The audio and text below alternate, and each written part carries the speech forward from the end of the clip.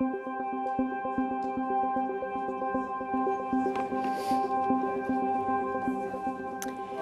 morning, everyone, and welcome to the second day of the Wellbeing Economy Forum, where the theme is the power of well-being redefining success.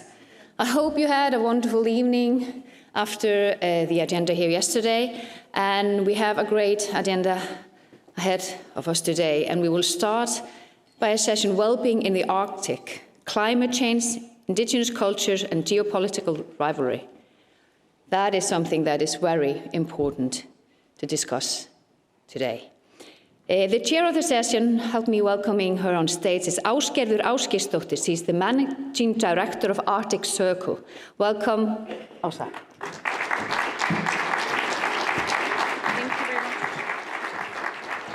Thank you very much, Dora. So thank you everyone for being here today with us in this morning session.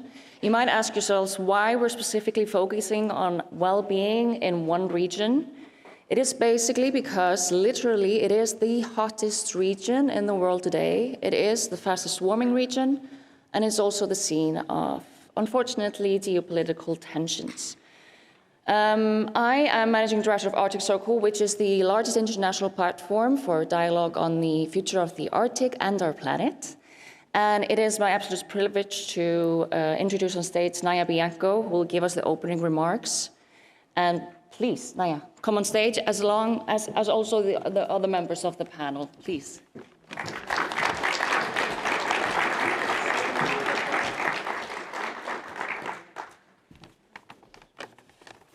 Thank you so much for having me here today. It's been a true inspiration to not only listen to what's been said also yesterday, but meeting a lot of inspirational people. Imminomno. The word in Greenlandic for suicide.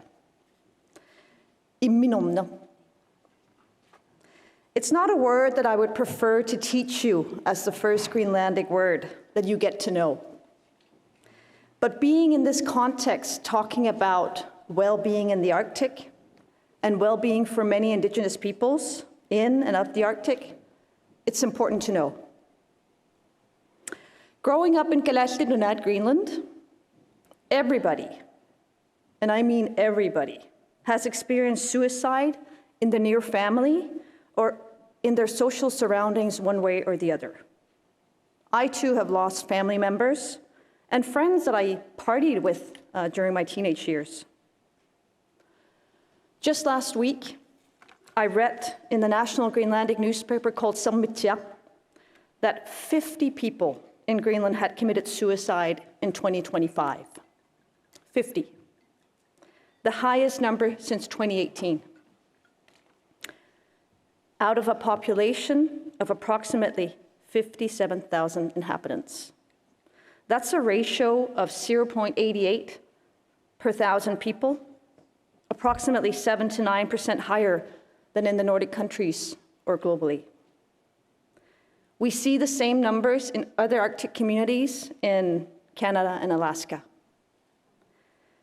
I'm sorry to say, but in a sense, we're killing ourselves. Research shows that suicide is most often associated with mental illness, previous suicide attempts, and substance abuse, including alcohol. Previous suicide attempts are one of the strongest forecasters of later completed suicide. In Arctic and Inuit societies, there's documentation of social stressors as reasons for suicide, such as abuse, loss, and marginalization. Research also points to the importance of stressful childhood situations, sexual abuse, social marginalization, loss, and rapid societal change as contributing structural factors. I would like to focus on two of the mentioned reasons behind suicide in Arctic Indigenous peoples that I find are essential. The first being abuse and addiction, specifically of alcohol, and the second being colonialism and the post-colonial heritage that Inuit find themselves in. And then I'd also like to put focus on a third and more recent point, which is the current geopolitical situation in, around, and for Greenland. Alcohol was introduced to Greenland in the 16th century, but didn't spread and didn't really reach Inuit until the 1950s.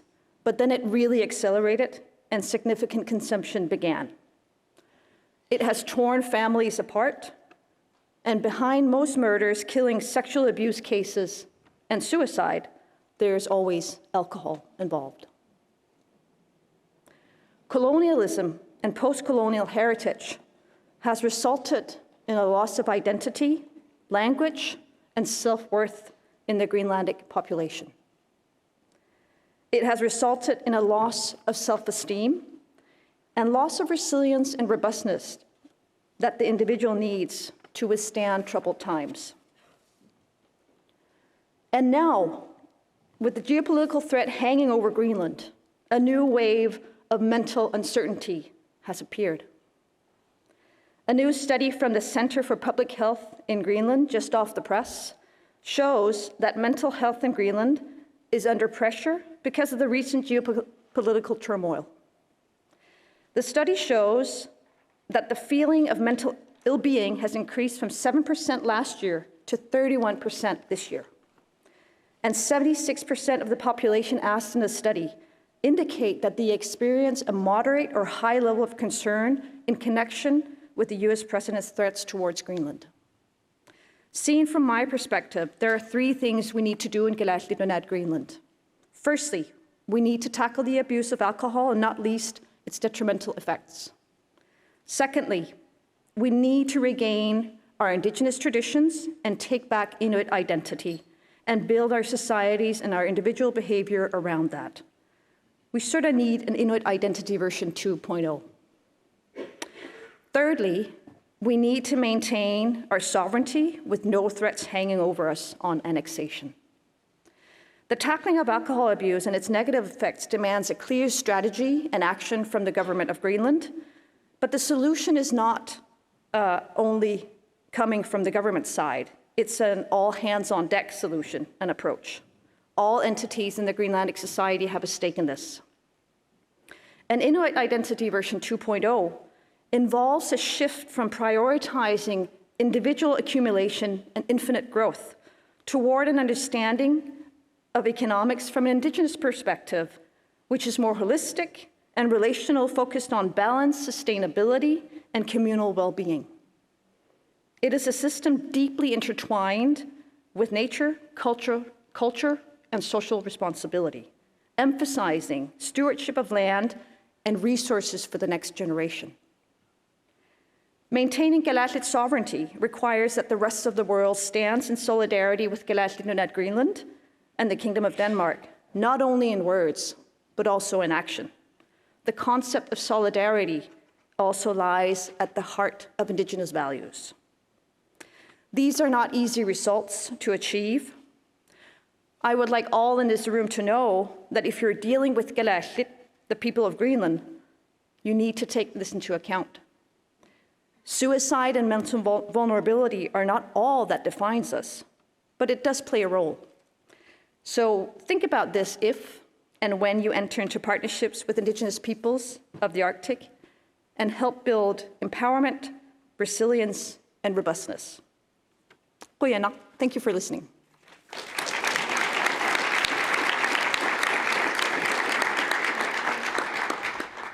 Thank you, Nauja. And I think your opening remarks definitely put what we're going to discuss today in the light of how important it is for this community that we are now going to discuss, but also just for the world who is thinking about a better place. And I think we need to hold space that suicide is definitely not a symptom of the mistakes of an individual. It's a symptom of systemic failure. So not the individual's fault, but the system, and we've talked a lot about here today, a systemic change. And I'm going to introduce the panelists now. I think it's best to start with Finja, and You are a consultant on planetary and human health, mental health. You are here as a representative of the Youth Advisory Group for JA PreventNCDs.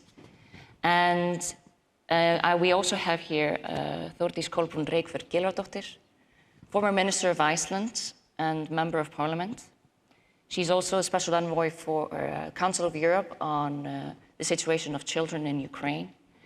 And Kumi Naidoo needs no introduction. He is an influential leader in global civil societies, has led Greenpeace International, Amnesty International, and now leads the Fossil Fuel Non-Proliferation Treaty Initiative. But you're also, so we start with you, Kumi, you're also not only a voice in conference halls or negotiating tables, you're also someone who has literally put your life on the line, which at one point ended you up in Greenlandic jail when you participated in a civil disobedience in 2012 against oil drilling in the Arctic Ocean.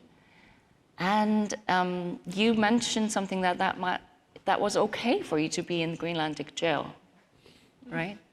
So, that's the first time I've been introduced in that way, and it's a very charming response. I thought Ásgerður was going to say, we needed to have a man on the panel, and he's just here for gender balance. So, the important difference between the Arctic and the Antarctic. The Antarctic, we managed to get decades ago governments to sign a treaty that would not have any commercial exploitation of the Antarctic. But in the Antarctic, there's no human beings there. In the Arctic, we have 4 million people across the Arctic. And for far too long, as you said so beautifully, that the voices of indigenous people have not been in the conversation. And, but just to honestly say thank you for hosting me in your country in 2011. It was a pleasant experience. After getting taken off the oil rig, I had a week where I slept 9 hours every day, which was very nice. And it was the best prison I've ever stayed in. Because when we arrived there, on the door, my colleague from Norway, Ulva, they had a poster already saying, "Welcome to Nuuk Prison, Kumi and Ulva," with a photograph of us on the inflatable boat going to the rig. But what that whole logic was driven by was that the very sign nature was giving us that we were in trouble, we were taking the wrong lesson from it, right? To put it very simply, the Arctic serves as a refrigerator and air conditioner of the planet. So in the Arctic, in the summer months now, every year, we're having less and less Arctic sea ice.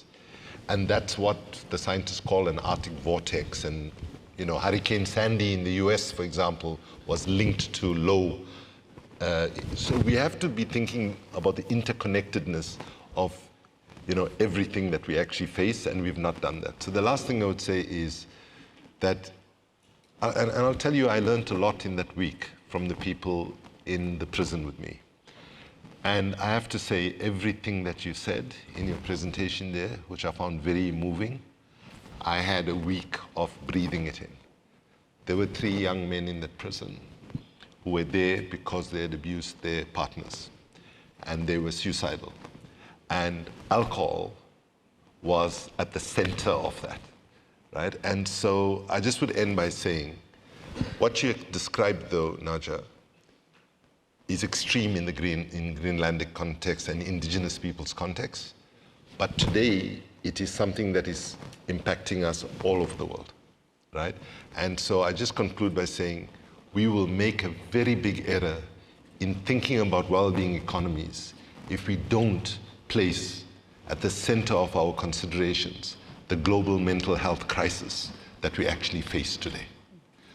Our young people in particular are dealing with eco-anxiety, climate anxiety, and most importantly, actually, economic insecurity and anxiety.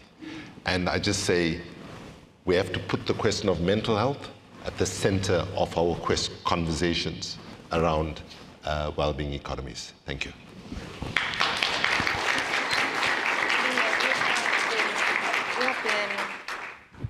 you're here as a representative of the youth, but you've also been working with young people and youth in your career. And what kind of are you experiencing the similarities in general in global mental health crisis as the Greenland divination?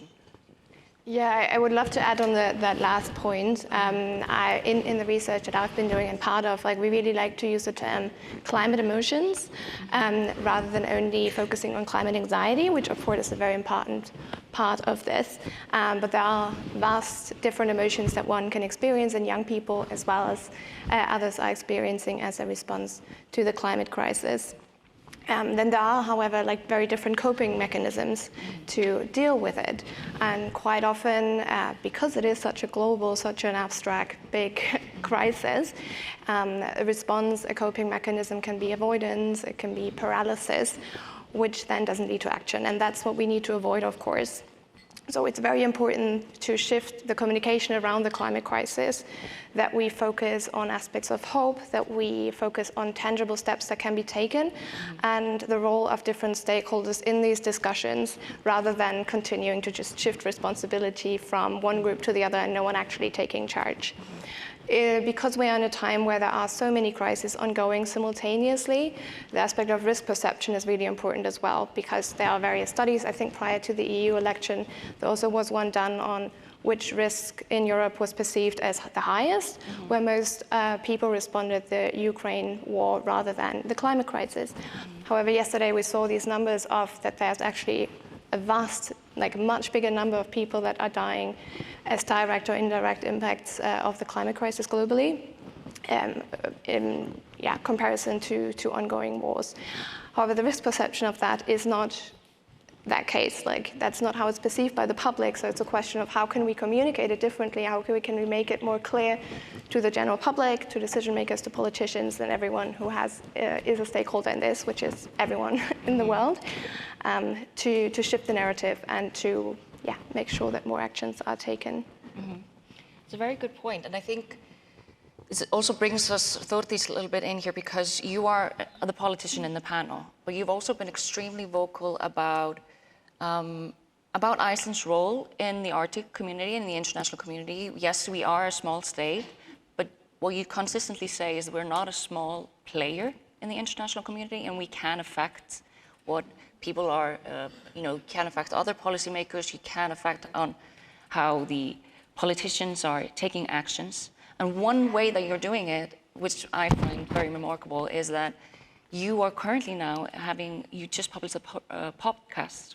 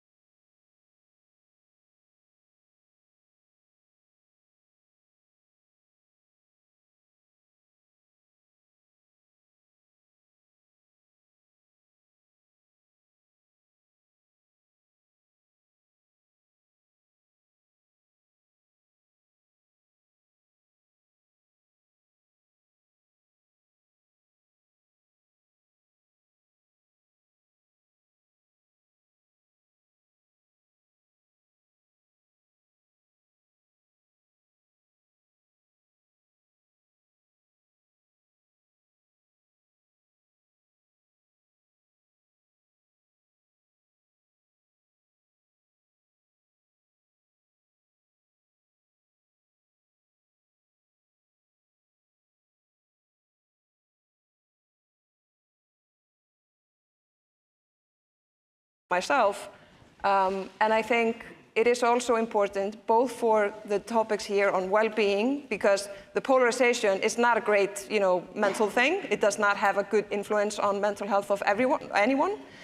So on the indigenous people, on the geopolitical tension, on every debate in different countries, that, like Alexander Stubb has said, the Nordic gold is the trust, the societal trust. And that is something that we cannot take for granted. We should not pretend that we are as polarized as many other countries, but we should also not take it for granted and pretend that that cannot happen here.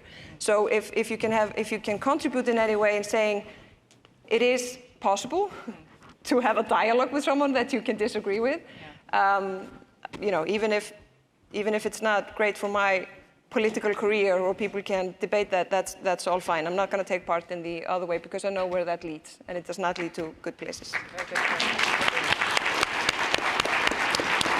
We are going to take questions from the audience. So we have, I think, mics able to come to you guys, but so start thinking about what you want to ask the panel. But before we do so, Nauja, I want to ask you, because you mentioned as well that what has been affecting the mental health of Greenlanders is, of course, that there is a threat hanging over you currently. And you mentioned yesterday in a panel that Indigenous values are collectivistic instead of individualistic.